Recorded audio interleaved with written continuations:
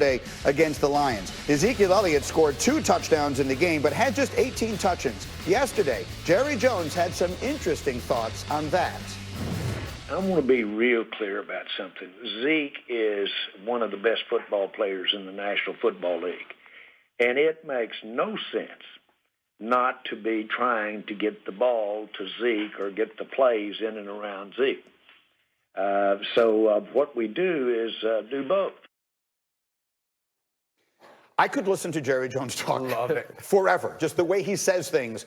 Yes, so on Zeke, and by the way, as that was playing, I was told in my ear, Dak Prescott was just named the NFC Offensive Player of the Week coming off that performance. But when you hear Jerry Jones say, we need to make sure Zeke Elliott is more involved coming off a week where he had 18 touchdowns and Dak threw for 444, what does that mean? Jerry is 100% right. And listen, you don't say that often about Jerry. Like half the time you don't know if it's real, if it's not real. He is dead right. Why? Listen, the Cowboys have to play complementary football, right? You want to run the football so that you can increase your time of possession. They're 20th in the league. This is the first time opponents have outpossessed them since 2013, since Dak Prescott, the whole deal, right?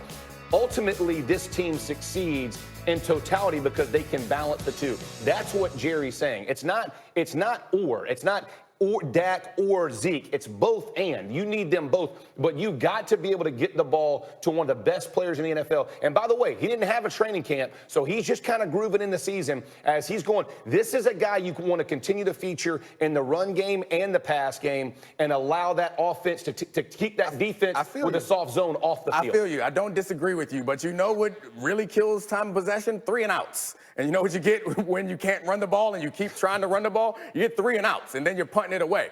Dak is the guy who's moving the ball for them. He's put this team on his back. The criticism of him before is a lot like Russell Wilson. Everyone said, well, he's being carried by a much better team. That was the same thing we said about Dak, about Russell, we're saying about Dak now. But Dak is carrying this team. So I'm with you. If you can run the ball, but to be fair, Jerry said get him the ball. So maybe that's through the passing game or through other options. But let's not just buckle down on this time possession thing, think we're just going to run the ball. Because if you can't run the ball, you don't get to possess the ball, you got to punt it away. But do you agree with the general point here that one of the reasons their defense has looked so bad is that they've been on the field much more than we're accustomed to? Oh, yeah, I think that's inarguable. I think that the Ravens' defense is a lot better because they possess the ball a lot. So then, Jeff, let me turn to you. As the offensive lineman in this conversation, the Cowboys are supposed to have one of the best offensive lines in football. Do they?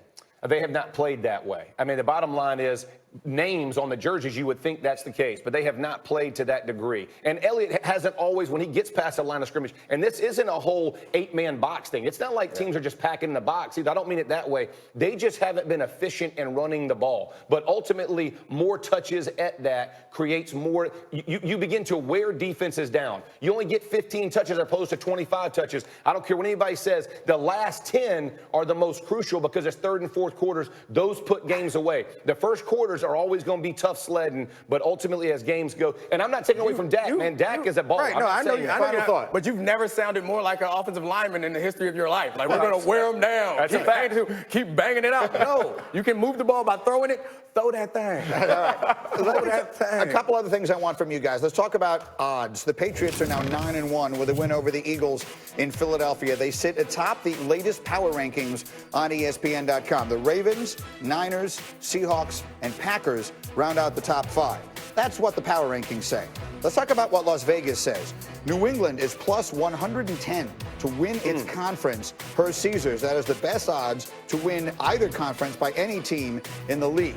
Actually, if Vegas were to make the prediction right now, it would be New England and New Orleans in the Super Bowl. So I'm going to run a quick hurry up with you here. Domonique Foxworth, if the playoffs were to start right now, which 2 teams would be in the Super Bowl? I think Saints-Chiefs. I think the Saints are very impressive. And what's most impressive about them is not that their defense is better, it's that they're so resilient. It's that they came back from this and still put up a great season. They came back from the Minneapolis Miracle and put up a great season, which is impressive. And then also, obviously, I think the Chiefs' defense is much better than they were last year. They aren't good, but they're better. And Patrick Mahomes is going to cook because that's what he does. Saturday, your Super Bowl if it started now. I'm going 49ers and Ravens. Takes 2 outside the box. I like both right here. 49ers, Shanahan, he just does so many things well. He gets his best players the ball and allows them to do what they do. And then we just talked about Lamar Jackson. Meat showed incredible plays by Lamar Jackson. Texans, which again fuels their defense because they're fresh. They play better. They knocked off the Patriots. If it started today, that's where I'm going. Okay, and did you notice neither one of you in the AFC picked the Patriots? So let's stay there.